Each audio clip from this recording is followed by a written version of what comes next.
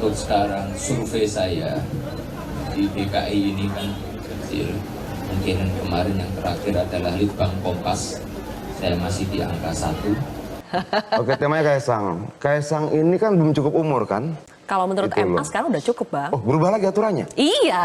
Masa Bang Adian baru tahu? Jadi tiap kali ada anak Pura-pura mau nggak maju, tahu. aturan berubah? Waduh, baru tahu saya. Oke. Apa? Boleh lah, bridgingnya boleh lah. Bridgingnya boleh. Saya rasa mungkin ini juga merupakan ujian untuk PSI dan ketum kami Kaisang. Di mana seorang anak muda yang begitu banyak dicibir oleh partai-partai senior begitu ya. Tidak percaya bahwa seorang anak muda bisa membawa perubahan. Tapi saya yakin apapun keputusan Mas Kaisang nanti dia akan menjadi game changer dalam pilkada ini. Kita percaya bisa bawa perubahan lah. Undang-undangnya berubah gimana? Jadi sudahlah, aduh. Anak maju berubah. Anak maju berubah. Tapi ya sudahlah. Ya mungkin ini apa ya, nasib yang harus dilewati bangsa kita ya untuk menjadi lebih dewasa. Karena semua yang kita buat hari ini akan dicatat baik oleh sejarah kan. Itu loh, sejarah akan mencatat baik sekali buat pernah terjadi. Ada satu anak maju, undang-undang berubah, anak Tapi kan berikutnya kata maju, Mbak Ceril undang-undang belum tentu berubah. Kaisang maju. Bukan, Bang Adian. saya baru Belum tahu memutuskan untuk maju tadi kan pilkada. katanya sekarang sudah bisa maju. Kenapa? Aturannya berubah. Saya kaget gitu loh. Loh, berubah lagi ternyata. Seharusnya undang-undang itu dirubah betul-betul untuk kepentingan rakyat. Nah itu sekali lagi saya bilang akan dicatat dengan baik oleh sejarah. Pada akhirnya rakyat yang akan menentukan kok Bang Adian. Iya. Rakyat sudah tentukan gini. Rakyat melalui Dewan Perwakilan Rakyat sudah menentukan batas usia, lalu digugat. Oke. Iya kan? Lalu kedua, rakyat juga sudah menentukan melalui DPR untuk membuat undang-undang, membuat batas usia calon kepala daerah, dirubah lagi. Oke. Apa yang dia katakan mungkin bisa dia benarkan. Tapi faktanya tidak seperti itu. Rakyat tahu kok bahwa kemudian orang kata begini, lu bisa membohongi beberapa orang untuk beberapa waktu, tapi lu tidak akan pernah bisa membohongi semua orang untuk selamanya. Pasti. Itu sebetulnya salah. Misalnya pernah nih tahun 2009. Bagaimana dibilang salah aturan undang-undangnya? Sebentar. Ini saya belum selesai. Bukan, tadi belum juga selesai. tadi juga belum belum selesai. tadi gue juga belum selesai. Belum selesai. Saya tadi belum selesai, sudah lu Giliran potong. Anda. Saya giliran tadi Anda, disuruh gini, bicara, penjelasan saya belum selesai. bicara, kamu potong. Moderatornya di sini. Iya dong. Moderatornya di sini. Nah, sekarang saya bilang, Moderatornya ini bagaimana mungkin undang-undang mengatur ada 20% yang kemudian boleh mencalonkan. Kalau tidak sampai 20% tidak bisa mencalonkan. Itu undang-undang jelas gitu loh. Kenapa dibilang lebih tinggi? Kenapa dibilang tidak boleh dipakai? Poinnya tidak perlu Kalau kursi. begitu, berubah lagi undang-undangnya. Jadi kalau menggunakan Bisa kursi dong. partai sebagai indikator itu salah. Kursi bukan Dan itu indikator. adalah tanda-tanda kekalahan. Kursi bukan indikator Bang Adian. Sekarang giliran Anda bicara. Begini loh, sudah jelas undang-undang dan peraturan mengatur bahwa untuk bisa mencalonkan itu harus memiliki 20% kursi DPR atau 25% suara yang memiliki kursi di DPR. Itu artinya ada pengaruhnya jumlah kursi dan pengusungan itu. Bahwa yang dia maksud itu berbeda. Orang mau ngasih, lu punya uang 10, lu mau ngasih sama yang punya uang 2, itu urusan lain. Tapi bahwa undang-undang mengatur demikian. Baik. Kalau kamu tidak puas, rubah lagi undang-undangnya. Kamu kan sudah biasa merubah Bang undang-undang. Adian bicara syarat pencalonan ya. Kalau Bang Kodari bicara soal pemenangan itu tidak ditentukan oleh. Itu tidak semata-mata soal elektabilitas. Nah, ini baru tanggapannya. Oke. Sebentar dong. Oke. Di dalamnya juga ada mesin partai, tapi di dalamnya juga ada program, ada gagasan dan sebagainya. Pasti. Gitu. Nah,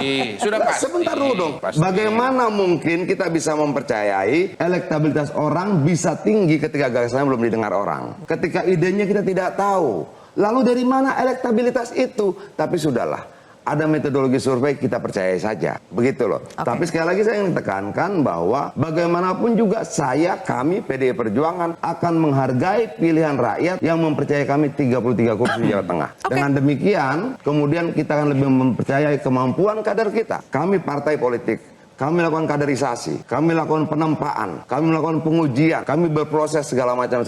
Lalu ngapain kaderisasi partai ketika kita harus tidak percaya pada kemampuan kader kita sendiri gitu. Baik, oke. Assalamualaikum warahmatullahi wabarakatuh. Jumpa lagi dengan saya di Camp TV Channel. Barusan kita saksikan ya perdebatan yang cukup panas antara Adian Apitupulu dan kader PSI ya, Syaril Tansil dan juga M. Kodari. Di sini mereka memperdebatkan soal majunya Kaisang Pangarep di gelaran pilkada serentak ke September apa Oktober nanti ya. Bang Adian selalu mempertanyakan bagaimana bisa seorang Kaisang bisa maju ke Pilgub DKI atau Jateng yang akhir-akhir ini kan lagi rame ya. Yang soal Kaisang maju di Jateng apa di DKI, dan kok bisa Kaisang bisa maju? Apa Kaisang sudah cukup umur? Ternyata aturannya sudah dirubah semua. Dan di sini kader PSI mencoba melakukan pembelaan kepada Kaisang Pangarep ya, dan juga M. Kodari yang begitu ngotot membela Kaisang bahwa itu sah-sah saja. Semua sudah sesuai konstitusi kata mereka.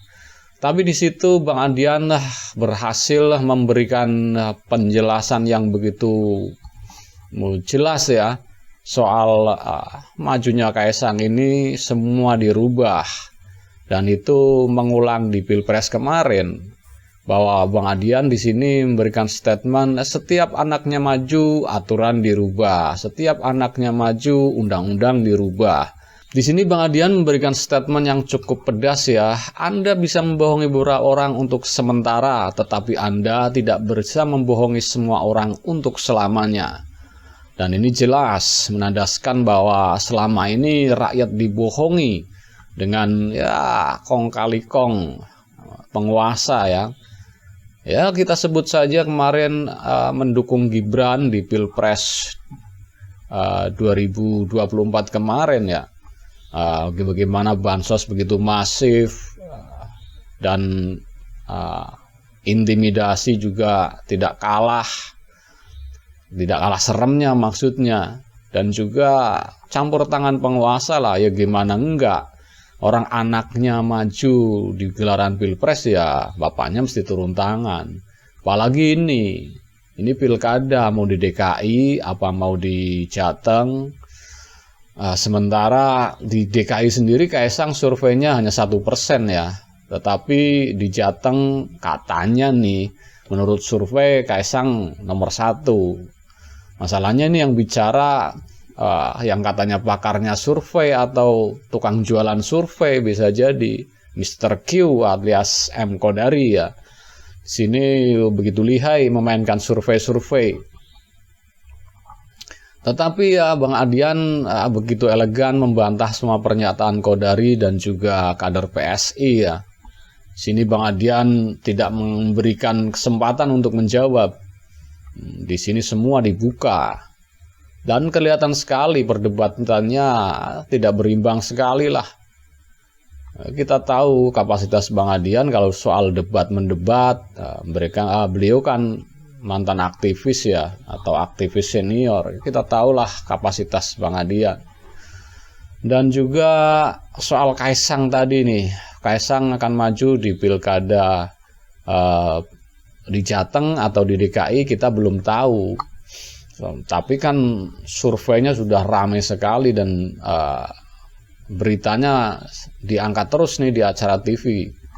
Dan itu membuat elektabilitas Kaisang kian dibicarakan orang. Ya supaya elektabilitas naik kan harus diangkat terus beritanya.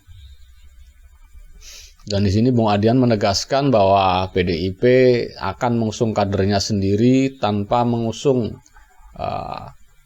ketenaran seseorang, karena PDIP memang mengandalkan kaderisasi lah. Kita tahu bahwa PDIP itu selalu mengandalkan kaderisasi dari kader-kadernya sendiri tanpa mengajukan orang yang elektabilitasnya katanya tinggi tapi bukan kader sendiri. Ya mungkin cukup sekian dulu reaction video dari saya. Baiknya Anda yang setuju atau tidak setuju, pendapat Anda silahkan kemukakan di channel kami dengan komentar-komentar yang sopan tentunya. Dan jangan lupa like, dan yang belum subscribe, ya silahkan subscribe agar dapat bonus tontonan video terbaru dari Kem TV Channel. Salam waras.